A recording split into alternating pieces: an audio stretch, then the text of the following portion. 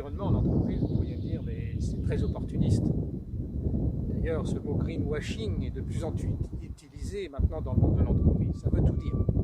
Je vais vous faire une confidence. En ce qui me concerne, depuis 2007, je suis très très impliqué à Greenpeace France.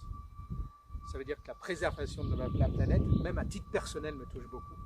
Alors, il n'y a pas de hasard. En 2007, Norcis a fait son premier bilan carbone. Ça nous a amené à, évidemment, changer des pratiques pour consommer un peu moins d'électricité, pour trier nos déchets, etc. Mais très vite, on s'est dit qu'il fallait aller plus loin.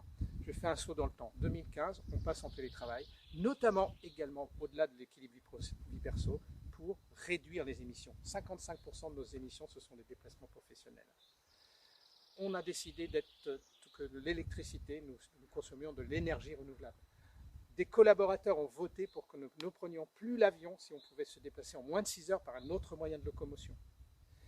Et puis, on s'est dit qu'il fallait que les 600 collaborateurs de France et Maroc puissent toucher tout ça du doigt. Alors, on a développé un logiciel qui permet à chacun d'avoir son bilan carbone professionnel individuel, de le suivre tous les jours.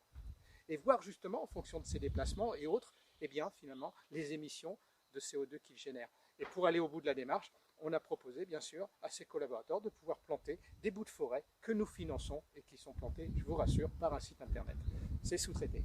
Néanmoins, au-delà de cela, ce qu'il faut aussi dire, c'est qu'il faut être dans des démarches collectives. C'est pour ça que nous avons créé les Green Makers, c'est-à-dire une centaine de collaborateurs qui portent tous les sujets dont je vous parle aujourd'hui.